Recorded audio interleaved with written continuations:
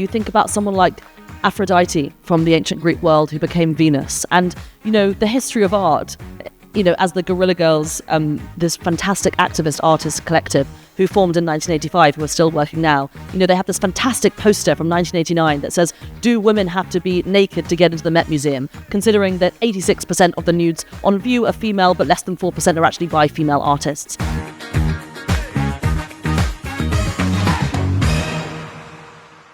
Hello, welcome to another episode of Jaipur Bytes Season 2. We are here at the Jaipur Literature Festival at the VFS Global Friend of the Festival Lounge with this elegant furniture courtesy of Gulmohar Lane, and I'm in conversation with the fabulous art historian Katy Hessel. Thank you for joining us, Katy. Thank you so much for having me. It's great to be here. So, Katy's work focuses on a canvas of history that has been missing for many years. I don't think missing is actually the right word. It was very much there, but that canvas was not being looked at. And I find a particular story very interesting that when you were 21, you go to this exhibition and you gawk at these thousands of artworks, and not even one of them, or barely any of them, were by women. Did that start your journey?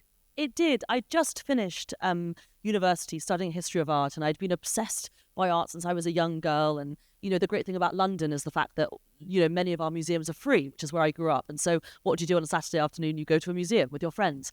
And, I'd never even sort of contemplated the idea that something was missing from my education because I was so excited to sort of marvel at these different artworks.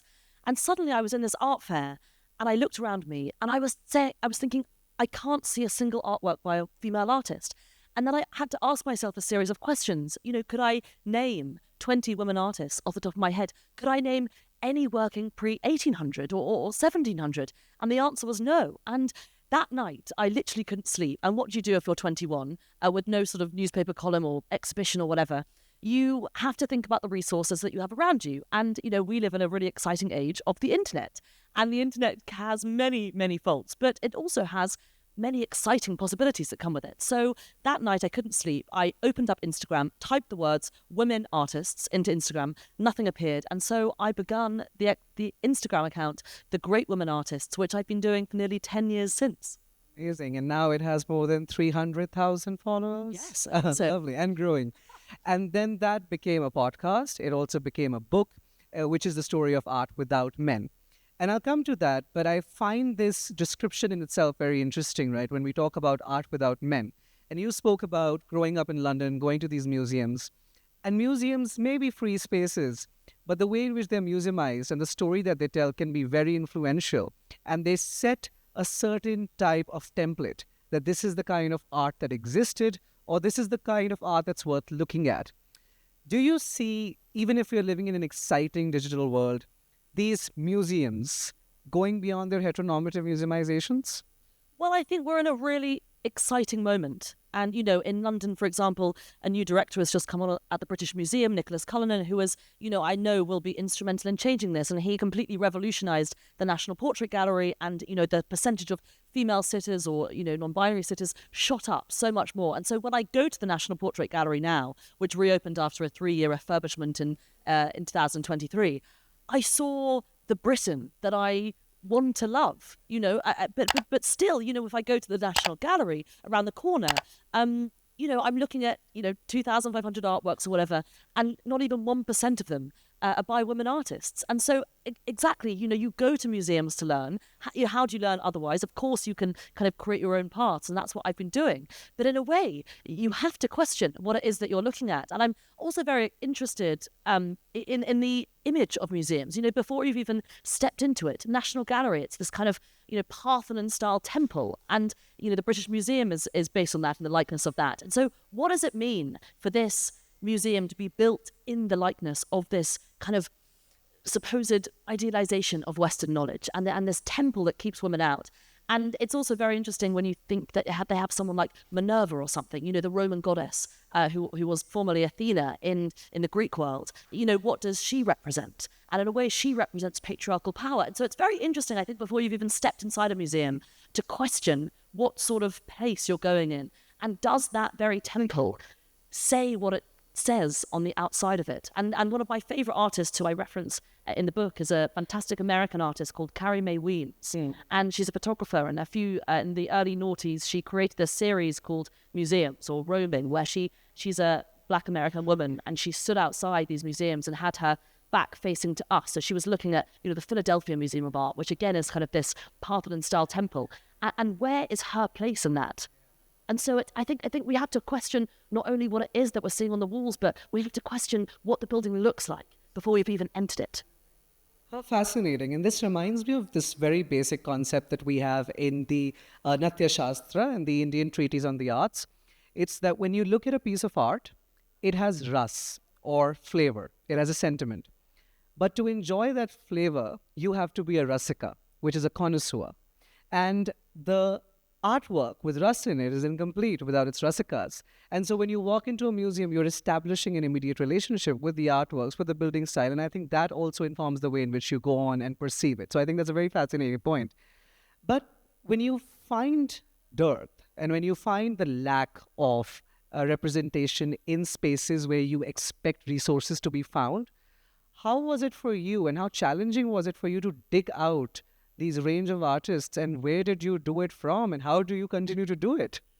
In all sorts of ways. The research really stems from so many different places. And, again, it is that practice of going to museums. And maybe there are just 6 works in the entire museum by women artists, but you're checking that label. You're checking what it is that you're looking at. And so what you do, you start to write these names down, and suddenly you kind of accumulate all these things after a while. And the great thing about Instagram, and you have a fantastic Instagram account too, is that it can almost be this kind of scraps of notebooks. You find something, you post about it, and it challenges, you also challenged yourself to write, 100 words about what you might think about it. And it's almost like this kind of record. And when I was a teenager, I kept art diaries the whole time, but in sort of physical notebooks. And Instagram, in a way, has become that.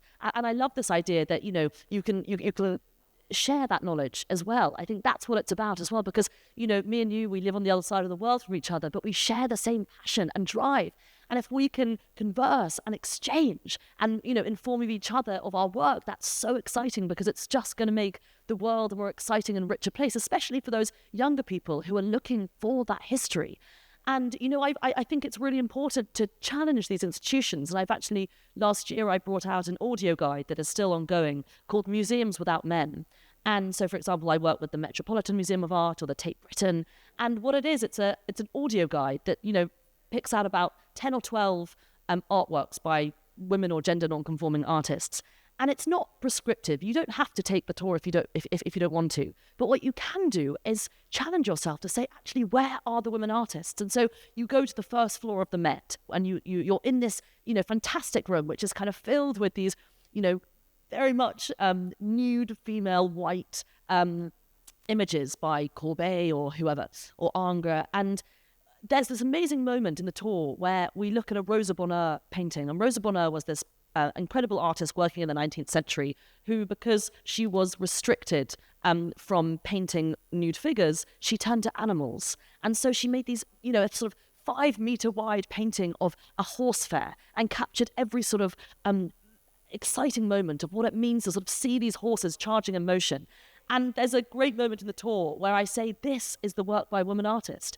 And it is so much larger than all the male artists, female nude. It kind of blows them out the water. And I think people will be surprised to know that a woman had the opportunity to create something like that. So with these tours, I want to sort of disrupt people's flow and show them that, like you said at the beginning, it's not that they were missing. They were always there. They existed. We just have to shine that extra bit of light on them for the moment. And so, we achieve, hopefully, equality in the future. Yes, fantastic. And you said that one of the ways in which you look at this artwork and you look at its size, it goes on to show that there was resource, there was patronage, there was the politics to support it, which adds to how you would view women in history. Instead of these passive characters on the sideline only being influenced by the higher politics, they were very much a part of the everyday making and the creative process. Which brings me to another area that I have always found fascinating. And this is something that I see both as a consequence of the colonial museum in India, but also just because Indian medieval art, ancient art, and modern art has mostly focused on schools rather than individual artists. Whereas in the West, you have these stunning names that you go back to and you say, this one's, I would like to own a, and you fill in the blank. You don't have the same thing, at least in the medieval period for India. And so you have the Pahari school or the Mughal school. And therein you have certain artist names, but rarely do you ever come across a woman's name. Do you find that even the schooling or the clubbing of artists leads to this kind of missing gap in the past? I mean, it's such an interesting question, and one that we could have a whole talk on, in the sense that I wrote my book.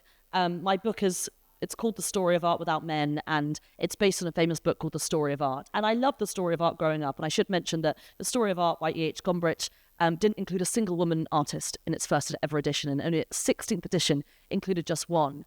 And that book is made up of schools or movements or styles. So you'll go from, the Renaissance to the Baroque to the Neoclassical or whatever, that kind of traditional Western canon. And, in a way, that does leave out women's names. The pre-Raphaelite Brotherhood.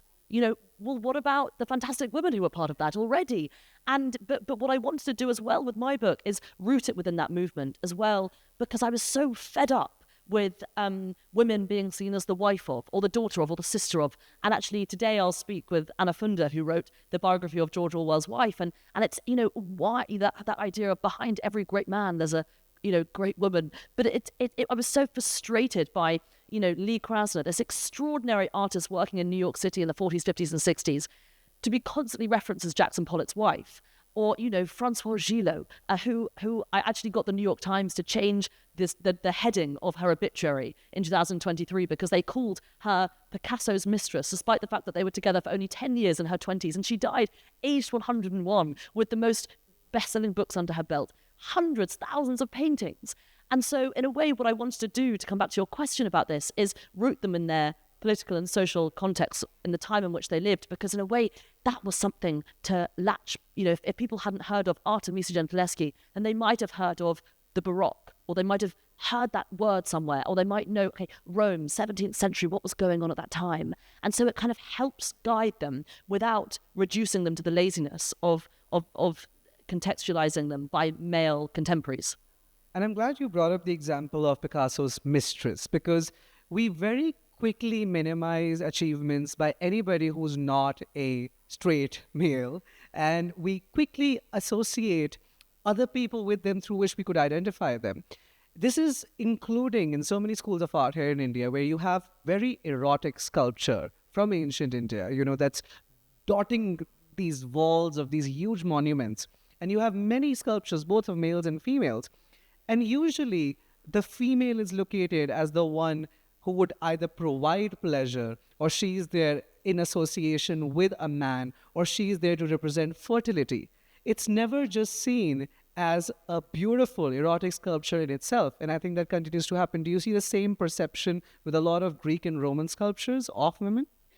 Absolutely. I mean, you think about someone like Aphrodite from the ancient Greek world who became Venus. And, the history of art, as the Guerrilla Girls, this fantastic activist artist collective who formed in 1985, who are still working now, they have this fantastic poster from 1989 that says, do women have to be naked to get into the Met Museum? Considering that 86% of the nudes on view are female, but less than 4% are actually by female artists. And, you could trace, the fantastic painter Alicia Scavage, in her New Yorker profile a couple of years ago, spoke about the history of art essentially being the history of nude women. I mean, that's kind of what it is. And this excuse that people tell, in which to weaponize and legitimize the objectification of women. And you sort of trace back, Venus and Aphrodite's story.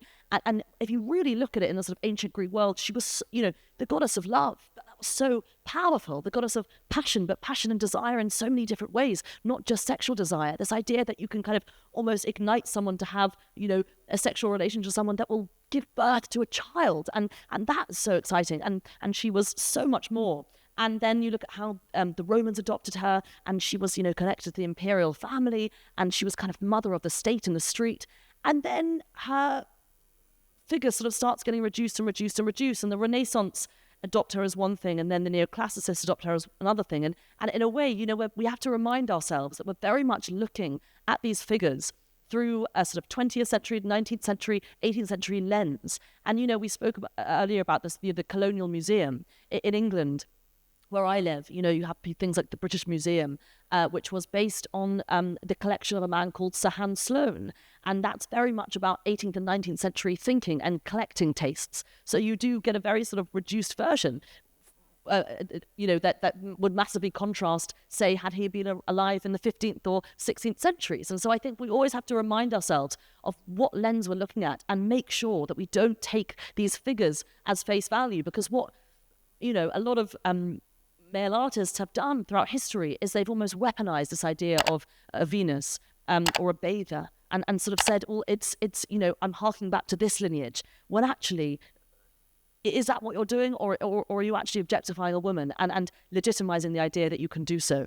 Exactly. I've always noticed that it's either sexualized or it's seen from a very weak lens, because things like love and empathy and sympathy and just the general kindness of being are seen as effeminate qualities, as if that's a bad thing. I mean, I think we need more of love and we need more of empathy. Yes. And so when you see a goddess of love from the ancient world, she's so quickly subjected to this weak female goddess, who would have nothing. She'd be made of glass and she'll shatter if you touch her. But these are the most powerful women in our ancient mythologies. So I think that's a good food for thought. But about your book, because you talked about the story of art, and you said that he mentioned one woman artist, in that too in a later edition.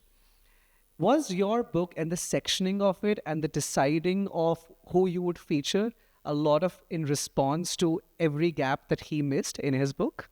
I mean, it's, I very much wanted it to be a kind of entry-level book in a way. And I was about 26 when I wrote it. And in a way, if I wrote that book now, it would look very different. And, the hardest part of writing this book was, who do you keep in and who do you leave out? And I also say very much at the beginning, this is so not the definitive art history without men. It is a story of art by a girl in London who has, I hadn't even traveled to India by the time I'd written it. And I've learned so much, and of course include the fantastic people like enriches and Barty Kerr. But it was so impossible to decide what to leave in and what to, leave out. But it was sort of based on that kind of, predominantly based on the kind of Western canon that my art history courses were sort of founded on, or the kind of normal route that you go through a sort of Western European museum. And that was also very much to be like, you've heard of the word Renaissance or neoclassical, and you think of these artists, but let me tell you, there was a whole other story to it as well. But throughout, I've also tried to break it up as well. So we look at, 19th century Japan, we go to, India in the 1920s, we look at, all these different places.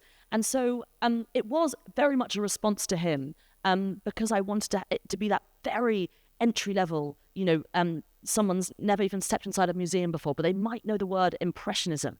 And so they have a look at that, and they can kind of jump forward from that.